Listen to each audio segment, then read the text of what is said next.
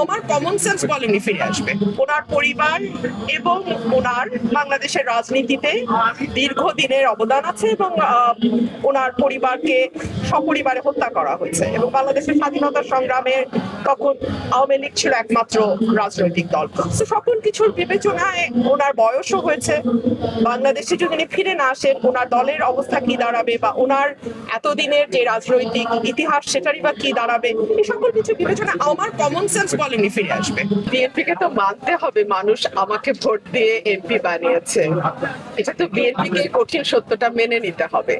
মানুষের ভোটের অধিকারে যদি দল বিশ্বাস করে, মানুষের পছন্দের প্রতি যদি আস্থা রাখতে হয় এবং আমরা যে গণতন্ত্রের কথা বলছি সেটা যদি মানতে হয়, তাহলে আপনি যে প্রশ্ন করছেন যে আজকে একটি দল এই অনুষ্ঠান বর্জন করেছে, তাদেরকে তো আমার বলতে হবে যে তাহলে তো আপনারা গণতন্ত্রে বিশ্বাস করেন না, মানুষের রায়ের প্রতি আপনারা শ্রদ্ধাশীল নন, তাহলে 17 বছর কিসের জন্য আন্দোলন করেছেন?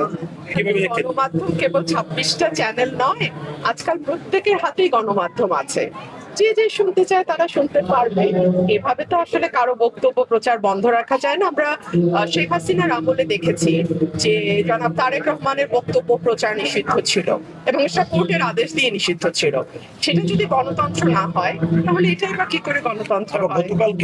এটা দেশের আইন শৃঙ্খলার যে নাজুক পরিস্থিতি সেটাকে ইন্ডিকেট করে, দলগুলোর যে তাদের সংগঠনের উপরে কোনো রকম কোনো কন্ট্রোল নাই সেটা ইঙ্গিত করে এবং দিন শেষে আবারও যে আমরা পুরনো রাজনীতিতেই ফিরে যাচ্ছি বা ফিরে গেছি সেটা ইঙ্গিত করে। আগে উনি বক্তব্য দেন, বোঝা যাবে কি প্রভাব পড়ছে।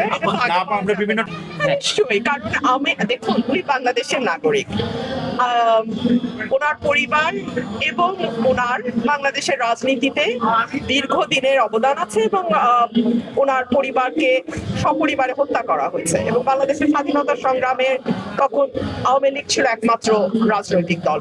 তো সকল কিছুর বিবেচনায় ওনার বয়সও হয়েছে, বাংলাদেশে যদি উনি ফিরে না আসেন ওনার দলের অবস্থা কি দাঁড়াবে বা ওনার এতদিনের যে রাজনৈতিক ইতিহাস সেটারই বা কি দাঁড়াবে, এই সকল কিছু বিবেচনা আমার কমন সেন্স বলেনি ফিরে আসবে।